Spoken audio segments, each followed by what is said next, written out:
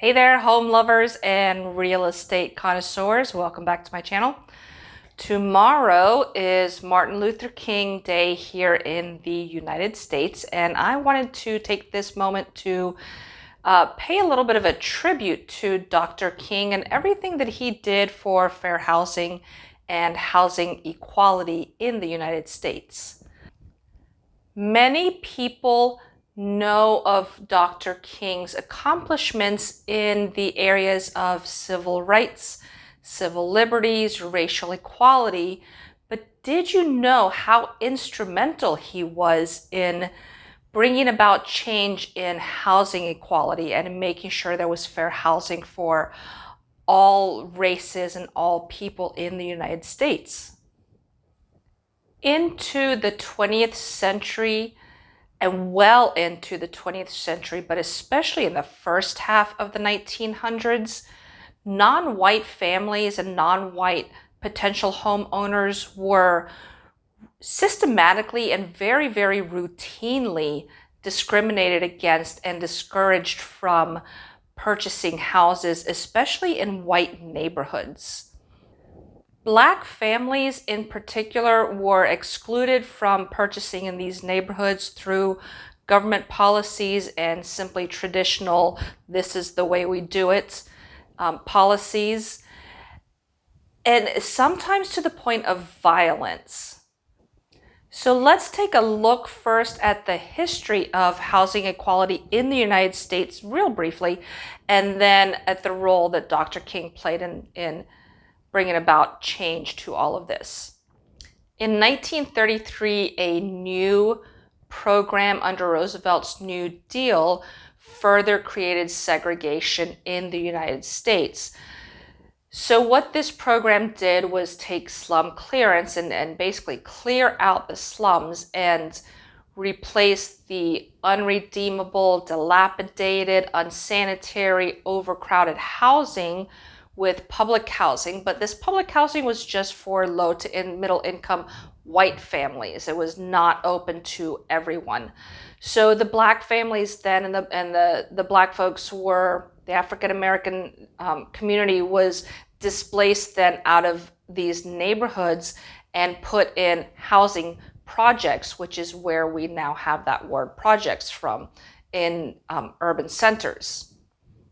In 1934, then, the Federal Housing Administration was established, and that further compounded the segregation problem that was happening.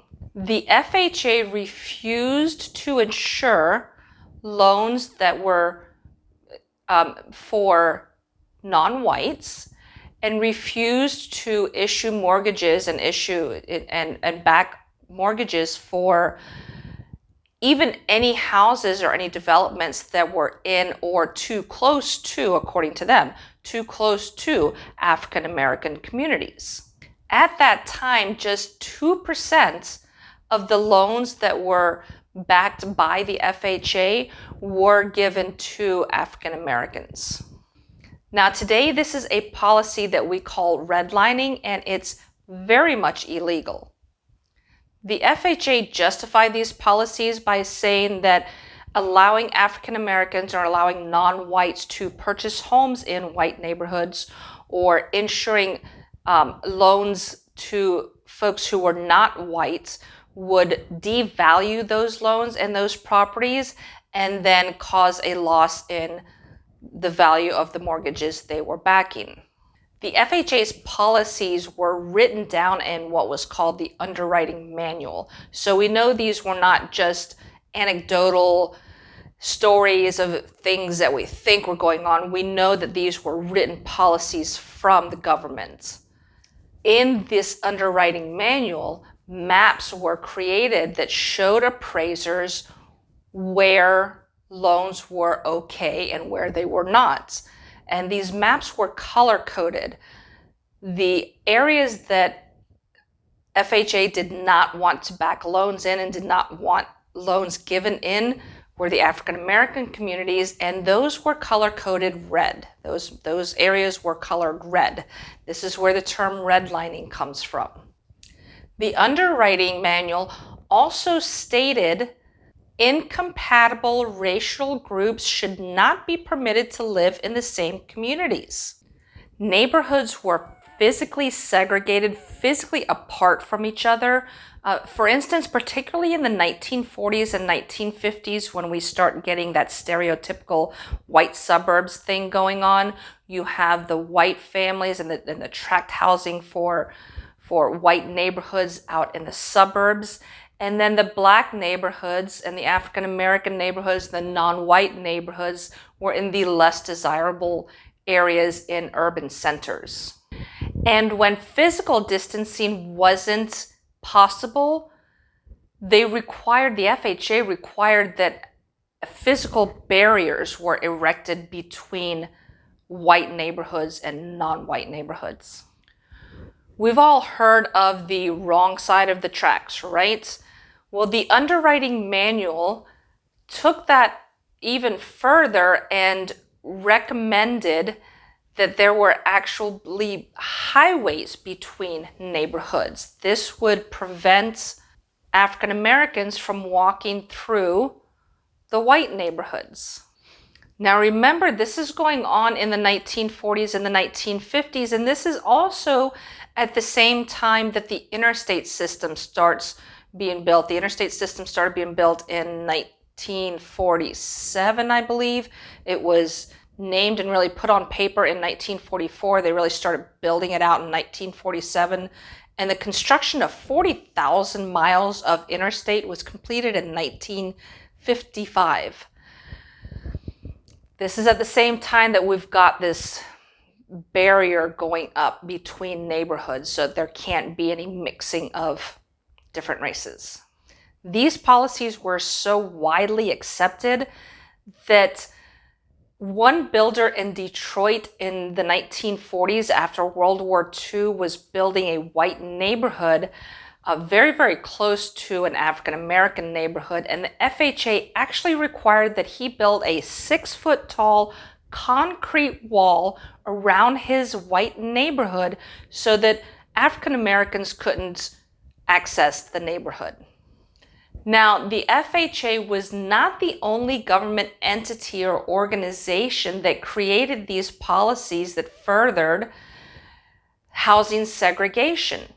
In the 1920s, the Chicago Real Estate Board created a policy that made it illegal and prohibited Black Americans from owning or leasing, partially or wholly, a building in certain neighborhoods in Chicago. These policies in Chicago would be on the books and would be something that was followed for the next 40 years.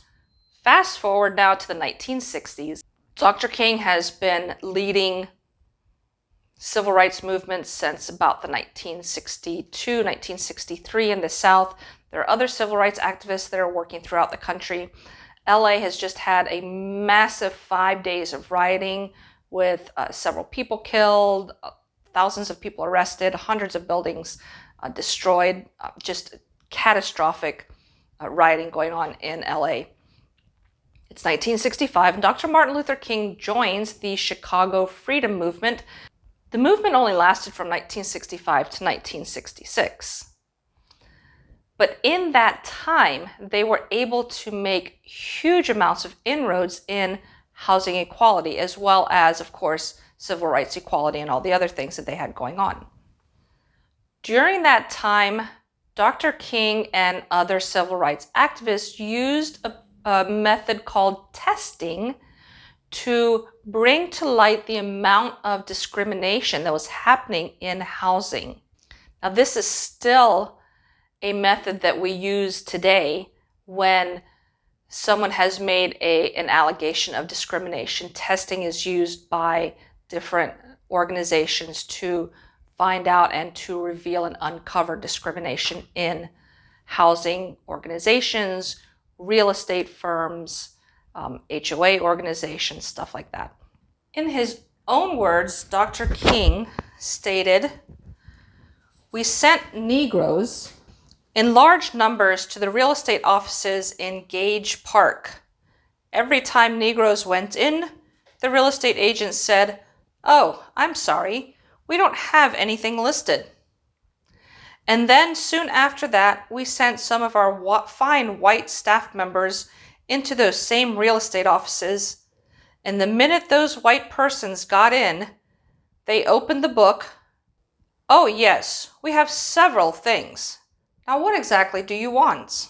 Following the work of Dr. King and his fellow civil rights activists, in 1966, the Chicago Housing Authority agreed to build public housing in white neighborhoods.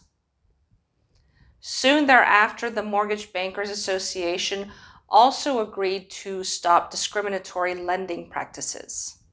With the passage of the Civil Rights Act of 1964 and then Chicago's changes to their housing policies, a bill, the Fair Housing Bill, was created and made the rounds in Congress in 1966 and in 1967.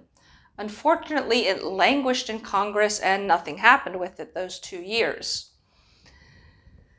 It took the assassination of Dr. Martin Luther King to propel Congress and President Johnson to action on this particular issue.